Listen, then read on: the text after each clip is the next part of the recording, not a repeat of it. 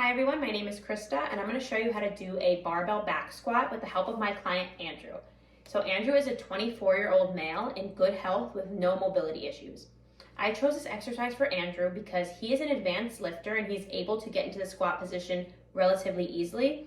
In addition, he wants to work on his strength, and since this exercise can be easily loaded, I think it would help him to achieve his goals. So a barbell back squat is a lower body exercise that targets the major muscles of the legs. It is a multi-joint and compound movement. So while it works the lower body, it also works the core and the upper body as well. The primary muscles that this exercise works is the gluteus maximus, the quadriceps, and the hamstrings.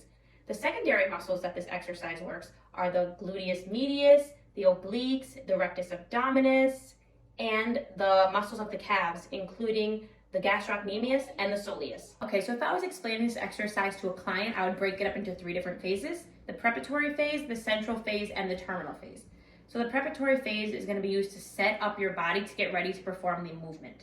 So what we're going to want to do is we're going to want to put this on your back, put the barbell on your back, and we're going to make sure our shoulders, our elbows, and our wrists are at 90 degrees, and that's going to tell us where to hold on to the barbell. And as you can see, his hands are pronated. Next, looking at the feet, they're going to be a little bit outside of hip width and then be pointed outwards between 5 and 10 degrees, whatever is more comfortable for the client. Okay, so once we're in this position, we're going to retract our shoulders and our core is going to be braced the entire movement.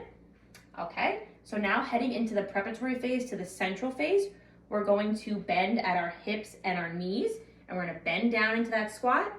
We are going to stop where the quads are parallel to the ground. This client has good mobility, so he's able to get to this point, and his knees are not over his toes, which is perfect. Okay, next we're going to stand up. We're going to extend our hips and our knees and go right into that terminal phase.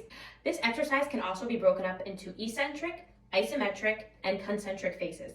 The eccentric phase is going to be the client lowering down from the preparatory phase into the central phase. Once that client is on the bottom of the squat in the central phase, that is going to be the isometric phase. And then the concentric phase is going to be when the client moves up from the squat, and that's going to be going from the central phase into the terminal phase. A couple common errors I see with this exercise include, first, knee valgus, which is the knees turning inward during the movement of the exercise. And another error I see is not having a neutral pelvis, and the pelvis either shifts forward or backwards. To prevent these injuries from happening, there are certain biomechanical, postural, and safety considerations that must be looked at.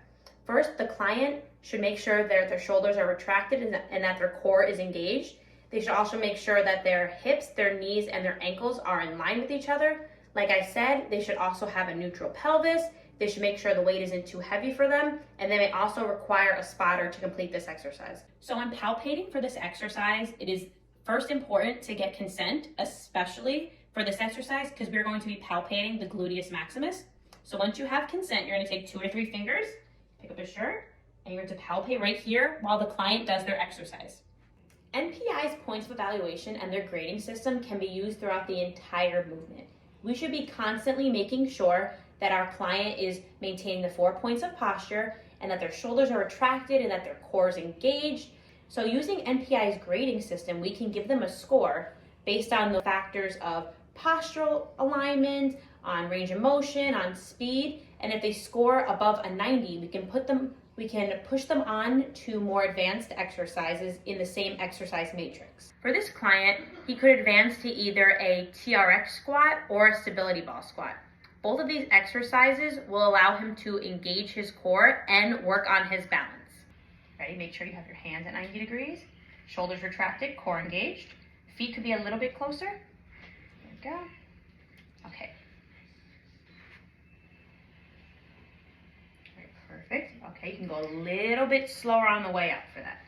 So we're going to go down slow. You're going to pause for a second or 2 at the bottom. Perfect. And stand up very slow. There we go. Perfect. Okay, we're going to do 3 more in this. Okay, good. Perfect. Keep that core engaged. Shoulders retracted at the top. Stopping at 90 degrees. Perfect. And do 1 more. And up. Okay, squat down, perfect. Keep those knees behind the toes, back up, perfect. Okay, keep the head up. Okay, perfect, retract the shoulders at the top. Okay, back down. Okay, perfect. There we go. Okay, do 2 more. Okay, careful not too low on that one. We're gonna go a little bit. Don't go as low as you did on that last one. Okay, try again. Make sure to stop. There we go, better. Okay, perfect.